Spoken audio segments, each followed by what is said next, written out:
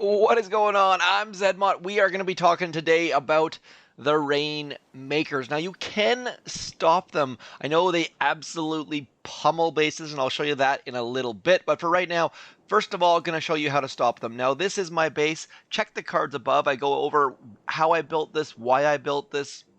It does work. One quick note, I just added this grappler over here. You'll notice that I actually keep a couple golden statues, a couple golden trophies from the Mega Crab there specifically to add some extra yellow, also mixing in that legendary warship trophy.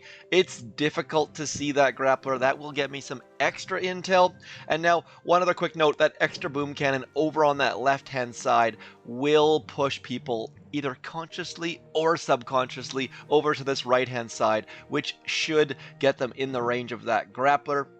But even before that grappler, you see, I'm getting 1 intel, 2 diamonds right there. I'm getting 1 intel, 4 diamonds there. Like, all you need is a decent front-loaded base. People are going to make a few mistakes. So it is possible to defend against Rainmakers, but you need to set your base up very, very much front-loaded. So do consider checking out that card if you're interested in setting up a base. Also, this works against more than Rainmakers. It works against every single troop. So there is that. This is what we're going to cover on the channel today, though. We are going to go over using Rainmakers on low levels, and this will definitely transfer to your high level accounts. So if you can do it on a low level, you can do it on a high level. High levels have more Rainmakers, need to be more conscious of their GBE usage. You can see I've got a terrible GBE masterpiece, so that makes launching more Rainmakers difficult. Now, the hero of choice that I like to use with Rainmakers is Kavan with his Ice Shield, and the Ice Shield is generally terrible for everything except for Rainmakers. It works fairly well with Rainmakers, and I'm going to show you what I mean by that. With Rainmakers, your primary concern, if we can find a base to attack right here, it says it's a 46, it's actually a 47, so not bad. The primary thing you need to worry about with Rainmakers is boom cannons. Now, Rainmakers do outrange boom cannons, but what happens is because their range is so big, they end up targeting other items, and then they end up moving into the range of boom cannons. So one thing to be aware of with Rainmakers is that they have the exact same targeting mechanism as zookas and as Everspark, and what that means for those of you who are unawares is that they are going to target the most damage defense that is in range, and their range is massive. So if they head over here to this right hand side and suddenly they want to attack that cannon because it gets clipped by one of their massive balls of mortars, they're going to jump into range of that boom cannon. And if for some reason they jump into the range of the boom cannon, if we throw a shock, it takes 1.5 seconds or so to get there. If you hit ice shields, it gets there instantly. So if you are watching your Rainmakers and they're heading towards a boom mine like that one just did on the left hand side, hit that ice shields and boom shakalaka, you're not going to lose any troops. So all the Ice Shield is good for is saving a Rainmaker here and there. It does a fantastic job of it, and you need to be aware that using that Ice Shield can save you troops, and it can save you all sorts of time, pain, gold, and whatnot. So we're going to use this pink zombie crew back here to try and speed up this attack a little tiny bit, but overall, nothing really to worry about except for the fact that Kavan's going to run back there and get shot straight up in the face, which of course is going to send all of my medics back there also getting shot in the face. So we're going to throw some smokes on all of these guys, and that whole pink zombie crew experiment did not go quite so well. I think we've still managed to keep most of these dudes alive, but we are about to start dropping our bombs on top of our own medics. So that's one other thing that I wanted to note, is that your Rainmakers will kill your own troops, just like overly powerful grenadiers. These guys do friendly fire, so don't put them in tight spots, don't have them shooting towards medics, or you will regret it. Now, every single building we destroy here does a percentage of damage on the core, so it's not a bad idea to throw your artillery over on random things as opposed to on the core. these guys are not fast. These things do not win terribly, terribly quickly. But as long as you don't use stupid pink zombie stuff and have your medics running across the map, you should not lose any troops. So these guys are fantastic, fantastic, fantastic. And all you really need to worry about at a low level is boom cannons. It's very, very rare to see prototypes at a low level. But of course, as I mentioned, you also need to be aware of where boom mines are situated. So generally, they clear all sorts of mines. You shouldn't have to worry too much about boom cannons, but these guys are either the top or top 3 prototype troops that have ever been built. So very, very popular, and they're very, very popular for very, very good reason. Now, if you're interested in watching them in operation attacks, also do check the cards. They are fantastic for Minotaur and Centaur because they shoot over that gap. Them shooting over that gap is fantastic. But one thing you need to be very, very aware of with these Rainmaker dudes is they have the same brain as Scorchers. So I said that they use the targeting mechanism of zookas. They use the attack mechanism of Scorchers. And what that means is that they are going to attack a building if they're flared to it, but they won't keep attacking it unless it's a defense. So hopefully that makes sense. I'm going to try and give you a demo right here. What we're going to do is we're going to flare that headquarters, and we're going to watch that flare. Might lose a couple troops here, we'll find out in a sec, but you'll notice that their range is massive. Like, they can range that rocket launcher, the flamethrower, the shock launcher. And now, as this flare starts, like, they're still attacking the headquarters, they're doing what they're told, and then the flare expires, and then watch this. Watch what they're going to do. They don't care about that headquarters. Oh, suddenly, they start to turn. So, in the event you're attacking Centaur or Minotaur, they are going to start attacking other defenses that are in range. Now, if there's no defenses in range, then they will keep attacking that headquarters. They won't go for other things like this, but once they've switched off to a defense, they then are just going for the closest building afterwards. So they will target, just like zookas, the most damaged defense, any defense, and then based on closest defense. So it goes by proximity after damage. So that is why they did not directly go back to that headquarters, but it really, really sucks when you get all of your Rainmakers into this position where they can just absolutely, absolutely crush the core, and then the flare expires and they start shooting something else. So, especially on Minotaur and Centaur, make sure you keep some extra gunboat energy so you can keep chucking flares. Now, it's not a bad idea if you want them to start chucking over and killing other defenses, but if you're trying to get them things down in a reasonable amount of time, can have some very, very bad things happen. Now, one other quick note is that all of these bases so far we've faced have not been front-loaded. So as soon as people start to front-load their bases, that is how you pick off a Rainmaker. So I'll show you how to avoid that as well.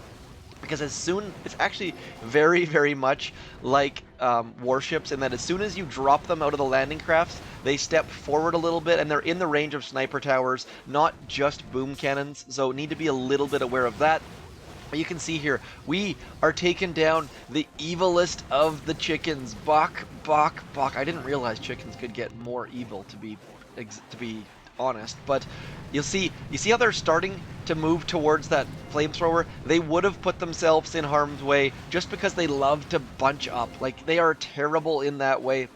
So be very, very cognizant of the fact that they take terrible angles towards their target. They will get in the range of sniper towers and cannons even at times. Need to be aware of that targeting mechanism, so that's why I like to throw the occasional artillery towards things like boom cannons, because by marking them, I've gone over marking so many times on this channel, you guarantee where the heck your Rainmakers are going to shoot. Sorry, massive sneeze there. Holy. Hopefully I managed to mute that in time. And then again, that ice shield.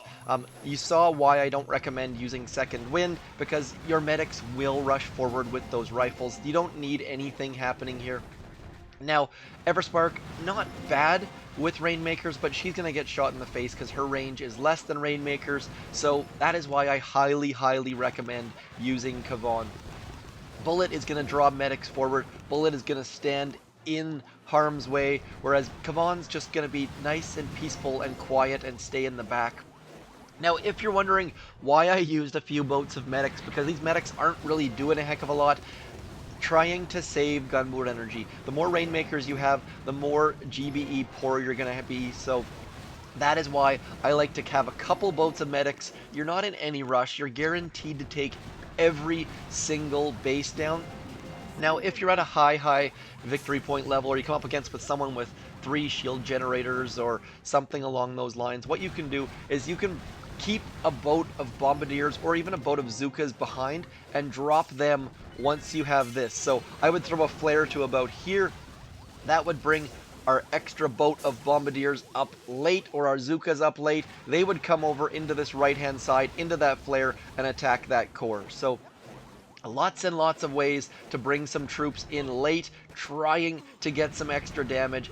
Adding a late boat of zookas or a late boat of bombardiers will do all sorts of damage and keep them out of harm's way. So use your Rainmakers to clear all sorts of area, but be aware that they are incredibly slow. So that is why it's always good to have those purple and red statues. Purple and red statues are going to help all of your troops, all of your attacks, and just so much better. As far as operation attacks, though, have a look for Humble Pie. Have a look for basically anything where the rockets are not going to be able to out-damage those Rainmakers. We're going to do one more attack, because I wanted to show you what I was talking about for that core hit. I mean, that drop on a busy shore. Hopefully we can see that here. Nope.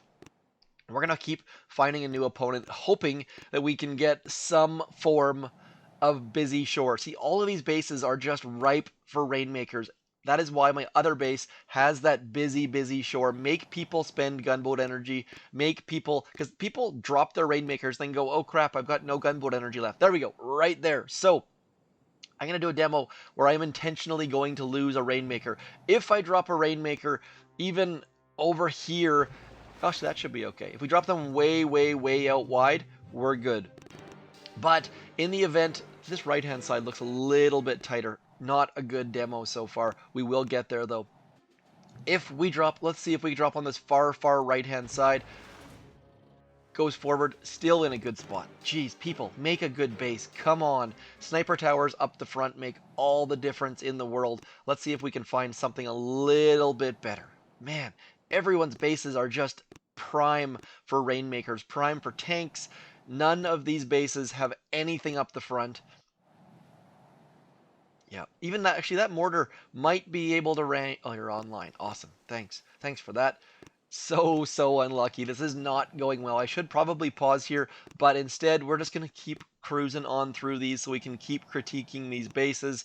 Nothing good, my friends. I have not seen a good base yet against Rainmakers.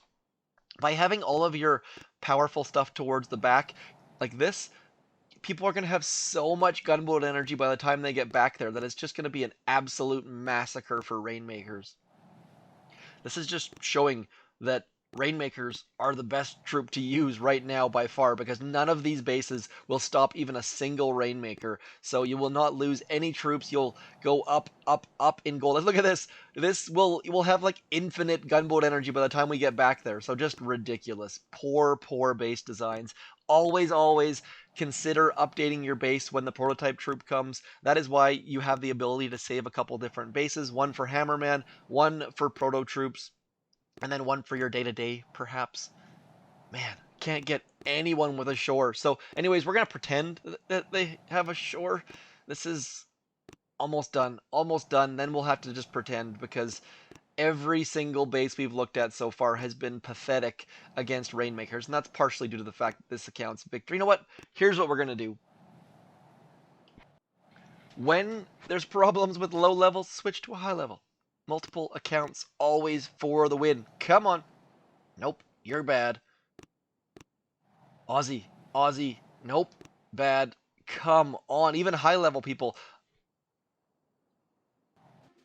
Okay, this is the best I could find going through all the bases on this account even. So that machine gun, if you notice, if we drop our Rainmaker using a flag, they're going to go forwards a little tiny bit. Even just one of them And what happens then if they have a sniper tower is you end up losing a Rainmaker. So you don't want to do that. When dropping your Rainmakers against that busy beach, throw your flare in the corner. Then what'll happen is they'll actually pull out of the landing craft and go backwards, putting them into a safe spot. That will not take them out of range of a boom cannon, but it will allow you to stay out of range of things like cannons and mortars and sniper towers. So generally speaking, sniper towers and mortars cannot range Rainmakers, but if you drop them without thinking, you're going to end up in a bad spot. Now, that hidden grappler on my base is going to get me some intel, it's going to get me some attacks, and some defense. Right, defense is what I was after. So if you have not got that strategist achievement yet, the easiest way to get it at the moment is to catch people who are not paying attention. Because the Rainmakers are so ridiculously overpowered, what's going to happen is people are not going to be paying attention, and then as a result, they're going to end up cruising on into your grappler's range and then going, oh crud, that is not working out for me, and hit the retreat button. Now, they might lose 0 troops, but for the strategist achievement, you don't care how many troops they lose as long as they retreat. That is all that matters. That is considered a defend. As long as they have dropped troops and or spent gunboat energy, it counts as a retreat, and that's all that matters, is having it count. So that is one of the most difficult achievements to get in Boom Beach at the moment. We're going to get that Flotsam to pop up, then we'll throw a shock on top of it. This is not a sexy way to attack. I don't recommend this on a day-to-day basis, but in this instance, if you're trying to get a big upgrade in, if you don't have instant training, it is a fantastic way to do things. Now, quick note, one more very small but very important detail is make sure that you're doing all of those events every single day, because these Rainmakers can be upgraded.